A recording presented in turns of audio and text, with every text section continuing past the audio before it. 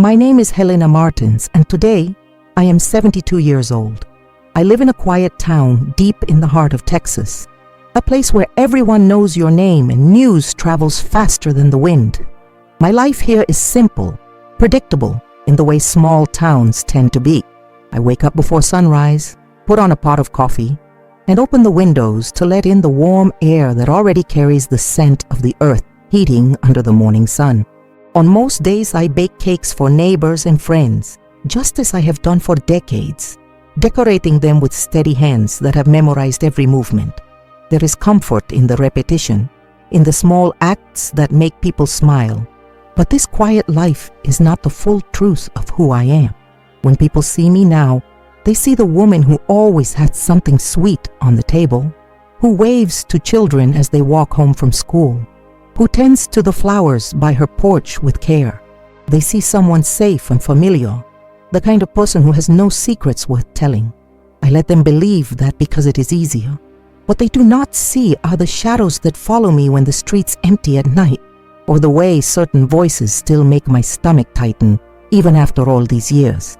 They do not see the girl I once was, the one who learned far too young that not everyone in your family is there to protect you. Back then, my world was much smaller. I lived in a modest house with creaky floors and thin walls that let in every sound from outside. The smell of coffee brewing in the mornings mixed with the faint scent of the laundry my mother hung in the backyard. My father's boots would be lined neatly by the door, a silent reminder of the authority he carried both inside our home and in the town. He was a man people respected, the kind of person who could walk into any store and have the owner greet him with a firm handshake. To me, he was a figure of rules and boundaries, someone whose approval felt as hard to earn as the money he brought home. My mother was the opposite in many ways. She kept her eyes low when speaking to others, always choosing her words carefully. She was practical, efficient, and often distant, as though her mind was always working on a problem she could never quite solve. She believed in keeping up appearances, in making sure our family was seen as respectable, no matter what was happening behind closed doors. She had grown up in this same town, and she understood better than anyone how quickly rumors could spread and destroy a reputation. That fear guided almost everything she did. In the middle of all that formality and quiet restraint, my grandmother was the one bright thread that held me together. She was warm in a way the others weren't, with hands that smelled faintly of cinnamon and soap. She taught me how to bake my first cake, letting me crack the eggs even when I spilled half of it on the counter.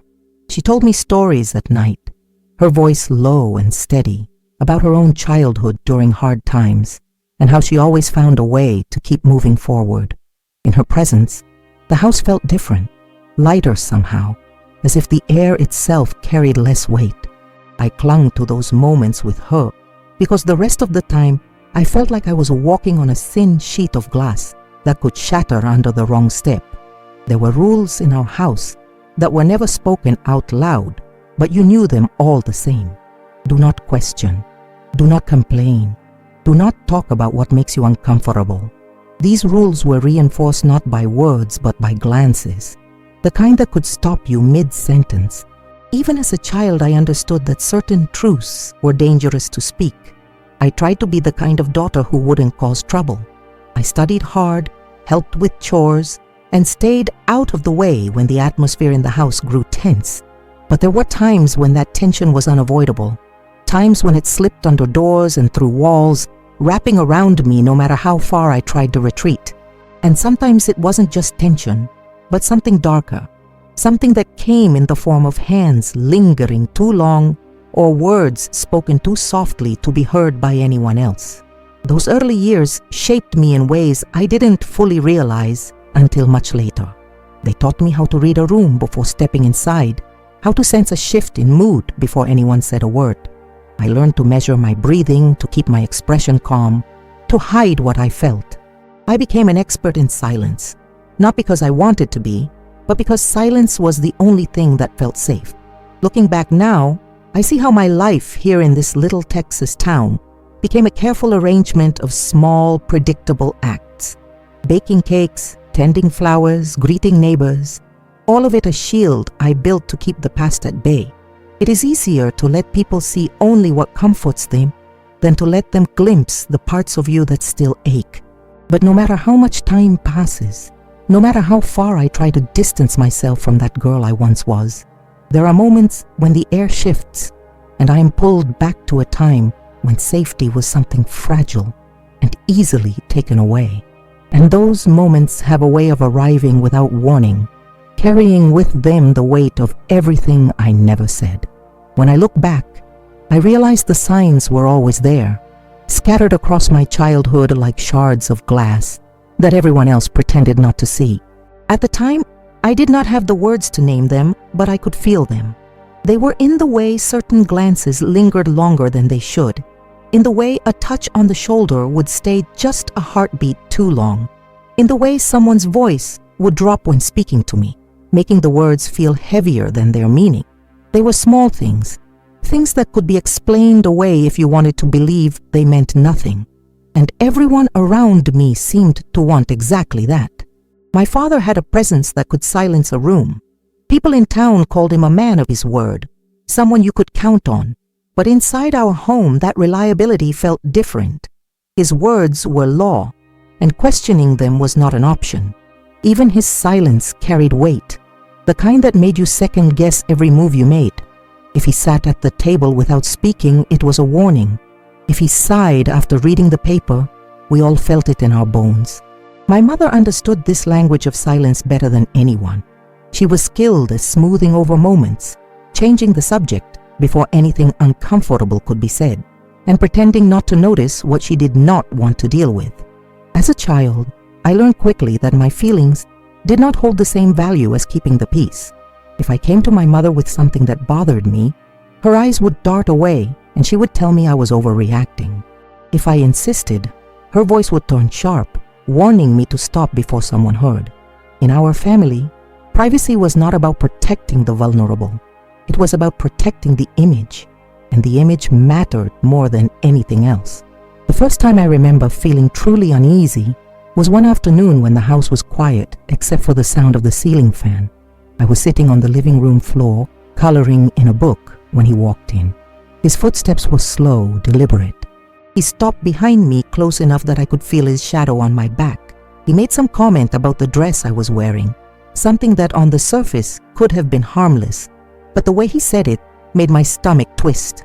I remember gripping the crayon tighter, pressing it into the paper until it broke. He chuckled as if my discomfort amused him.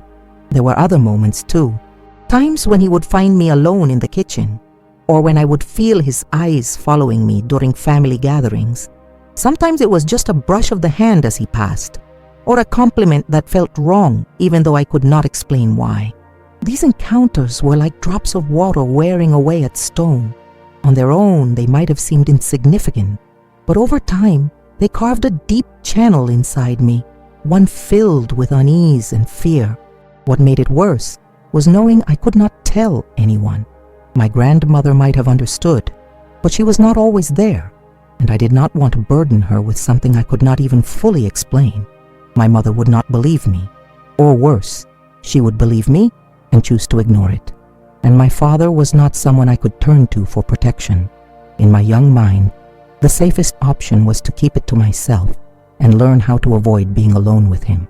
So I began to develop small survival habits. I would linger in rooms where other people were, even if I had no reason to be there. I would keep my bedroom door locked whenever I could, telling my mother it was to keep my brothers from bothering me. I learned to listen for the sound of his footsteps in the hallway, the specific creak of the floorboard outside my door, the way the air seemed to shift when he was near. My senses became finely tuned to the smallest changes, because sometimes those changes were the only warning I would get. As I got older, I realized that the unease I carried was shaping me in ways I did not fully understand. It made me cautious, hesitant to trust, always alert even in moments that should have been safe. It was as if I was living in two worlds at once.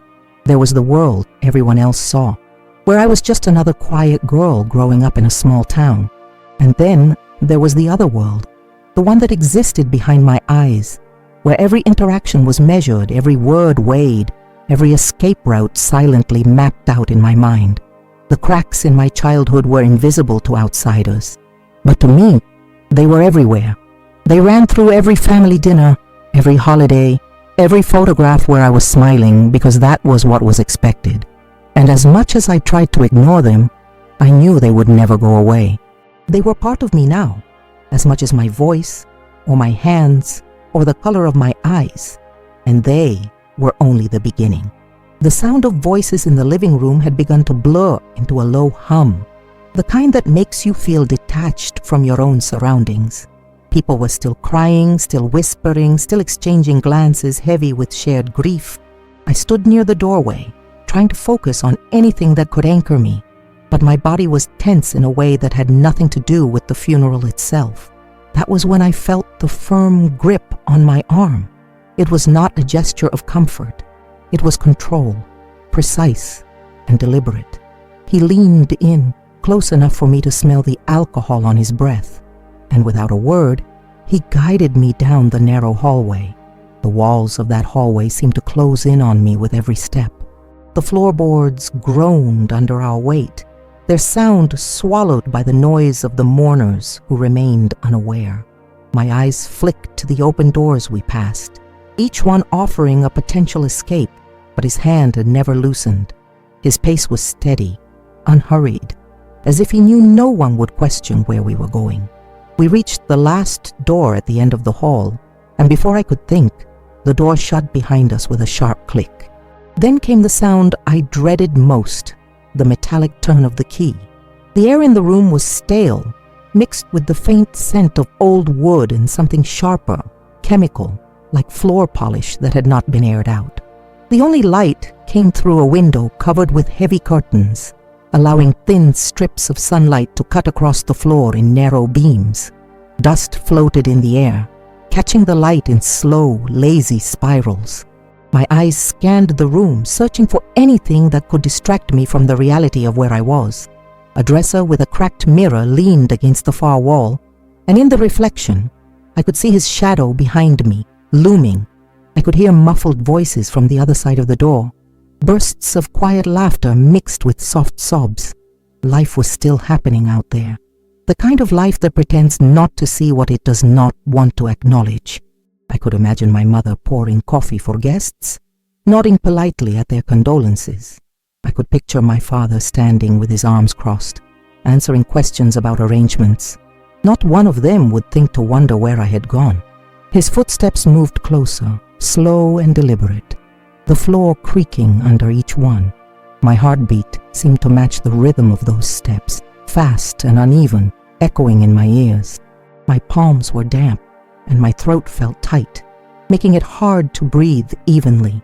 I could feel the heat of his presence, even before he was next to me, the way you can feel a storm building in the air before it breaks. The curtain moved slightly in a breeze that should not have been there, drawing my attention to the window. For a brief second, I thought about running to it, about pulling it open and calling for help, but my legs felt heavy, as if the air around me had thickened. I knew the door was locked, and even if I tried to escape, the hallway beyond was still filled with people who would hear whatever excuse he chose to give them, people who might even believe it. His voice broke the silence, low and calm, but carrying an edge I recognized too well. It was the same voice that could sound friendly in public and dangerous in private. Every word seemed to sink into my skin, leaving a trace that would linger long after the sound faded. I did not respond. My mind was too busy searching for something to hold on to, some way to make myself smaller, less noticeable, invisible if possible. The faint ticking of a clock on the dresser became my focus. I counted each second, letting the sound anchor me in the present. The rhythm was steady, predictable, something I could control in my mind, even if I could not control the room. But the clock could not drown out the sound of his breathing, slow and deliberate, matching the measured steps he took toward me.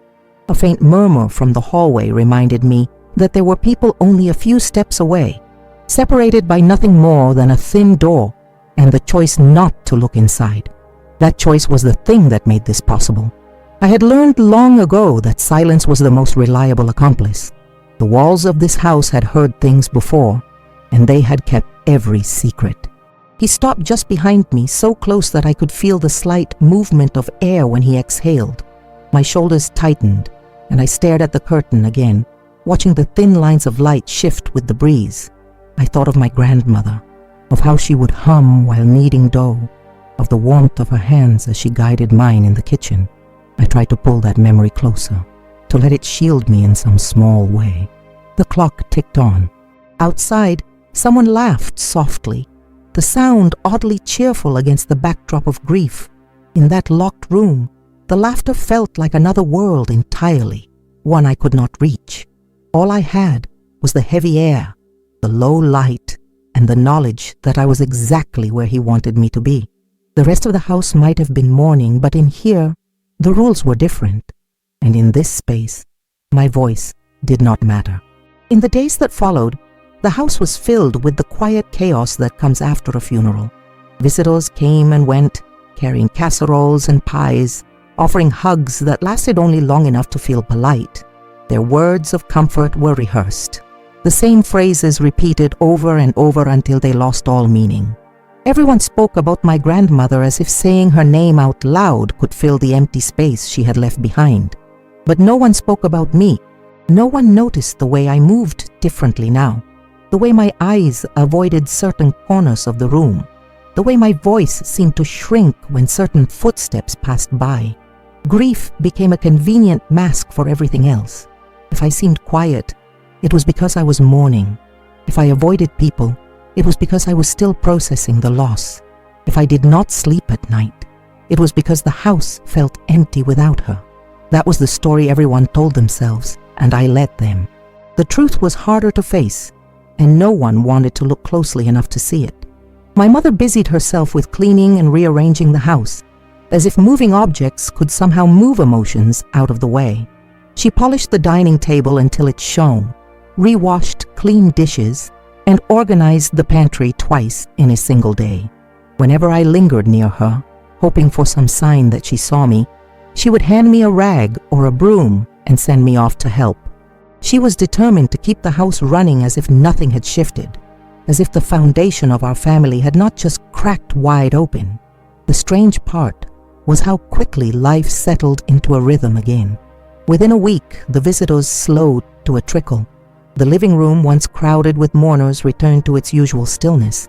My father went back to his routine without hesitation, reading the paper at the kitchen table each morning, boots lined neatly by the door. He did not speak about the funeral, and no one dared to ask what he was thinking.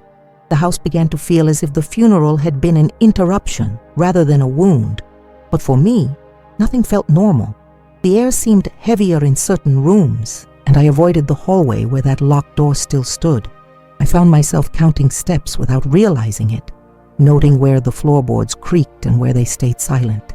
At night, I listened to the faint hum of the refrigerator, the ticking of the hallway clock, the occasional rustle of movement in parts of the house that should have been empty. I learned how to mask the changes in me. At the dinner table, I forced myself to speak when spoken to, offering small, safe answers that would not invite further questions. Around neighbors, I smiled politely, letting them comment on how strong I must be, how proud my grandmother would have been of me. Inside, I felt like a fragile shell that could crack with the slightest pressure. Sometimes I would catch my reflection unexpectedly, in a window or a mirror, and the sight startled me. My posture was different. My shoulders slightly hunched as if protecting myself from an invisible weight. My eyes looked older, sharper, as if they had learned something no one my age should have to know. I recognized that girl, but I also felt like she was a stranger. The hardest moments came in the quiet, when I was alone in my room and the walls seemed to press closer. I would replay every detail of that day in my mind, trying to understand what I could have done differently. I would think of my grandmother's face in the coffin and wonder if she would have noticed the change in me, if she would have found the right words to make me feel safe again. Outside the house, the world moved forward without hesitation. The grocery store still smelled of fresh bread in the mornings. The school bus still rumbled past our street at the same time each day. The postman still whistled as he walked his route. But inside me, time had slowed to a crawl. Each day felt like a long stretch of survival, a test of how well I could blend in while carrying something that felt too heavy to set down. The silence from my family was the loudest thing of all. It told me that whatever had happened was better left unspoken. It told me that my role was to keep moving, to keep breathing, to keep smiling when necessary. It told me that I was on my own. And the more I accepted that, the more I understood that silence was not just the absence of words. It was a choice, a decision made over and over again by the people who should have been protecting me. That choice wrapped itself around me like a second skin. It followed me into every room, sat with me at every meal, and whispered to me at night. And as the days turned into weeks, I began to realize that I had stopped waiting for someone to notice. I had stopped hoping for someone to ask the right question. The truth was mine alone now, and the weight of it was something I carried quietly, even as the world around me acted as if nothing had ever happened. Years passed before I found the courage to speak. By then, the sharp edges of my childhood memories had dulled into a constant ache, a quiet hum in the background of my life. I had learned how to go through the motions, how to smile in photographs, how to talk about the weather and the latest news without ever letting anyone see the truth beneath the surface. On the outside, I was a woman who had built a life for herself, who baked cakes for neighbors and remembered birthdays, who sent thank you notes and waved from the porch. But inside, I was still that girl, standing in a locked room, wondering if anyone would ever open the door. It happened unexpectedly. I was sitting at my kitchen table, the afternoon sun casting long lines across the wood, when my neighbor stopped by to drop off some fresh peaches. She stayed for coffee, and as we talked about small things, her eyes lingered on me in a way that made me feel exposed. She didn't ask about the weather or the garden. She asked if I was all right. Not the casual kind of all right people say in passing, but the kind that wants the real answer. Something in her voice, gentle and without judgment, opened a door I had kept locked for decades. The words came slowly at first, halting and unsure, like stepping into a cold river. I told her about my grandmother, about the funeral, about the locked door at the end of the hall. I told her about the silence in my family, how it had wrapped around me so tightly that I could barely breathe. I told her about the years I had spent carrying it alone, the way it had shaped me, hardened me, and sometimes threatened to break me. She didn't look away. She didn't change the subject. She listened, her hands wrapped around her coffee cup, her eyes steady on mine. When I finished, there was no dramatic reaction, no shock, no outrage, just a quiet nod and a simple sentence. "You didn't deserve that." Those 4 words broke something open in me. For years, I had been waiting for someone to say them, even if I didn't know it. They were like a key turning in a lock I thought would never open. From that day on, I began to speak, not to everyone, not all at once, but to the people who had earned the right to hear my truth. The more I told my story, the lighter I felt. The shame that had clung to me for so long began to lose its grip, replaced by something I hadn't felt in years, the faint, steady pulse of hope. I did not get justice in the way most people imagine it. There were no trials, no headlines, no apologies. The man who hurt me went on living his life as if mine had never been touched by his hands. But justice, I learned, can take many forms. For me, it came in reclaiming my voice, in refusing to let silence define me any longer. It came in knowing that I could stand in my truth without collapsing under its weight. My grandmother once told me that survival is not just about breathing. It's about finding a way to live without letting the darkness take away your light. For years, I thought I had failed at that. But now I understand that every day I kept going. Every day I refused to disappear. I was keeping that light alive. It might have been small, but it was still burning. Today, I am not the same person I was in that locked room. I am not even the same person I was the day I first spoke my truth. I am stronger now, not because the past no longer hurts, but because I have learned how to carry it without letting it define me. I have learned that the things we survive can become the very things that give us the strength to help others survive too. If you are listening to my story and you have your own locked doors, your own shadows that follow you, I want you to know this: your voice matters. Your pain is not something you have to justify to anyone. You deserve to be heard, to be believed, to be free. Speaking is never easy, but sometimes it is the first step toward reclaiming the parts of yourself you thought were gone forever. To those who have been my quiet anchors along the way, who listened when I finally spoke, who reminded me that I am more than what was done to me, thank you. Your presence has been a kind of shelter I once thought I would never find again.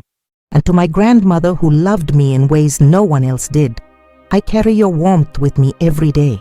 If you stayed with me through this story, I am grateful. My hope is that it leaves you not just with the weight of what happened, but with the understanding that healing is possible, even after years of silence. We may not choose the battles we face, but we can choose what we do with the aftermath. Thank you for being here, for listening, for giving your time to a story that has lived in the shadows for too long. And if you are ready, there is another story waiting for you now on the screen, one that I hope you will stay for, because every voice matters and every truth deserves to be told.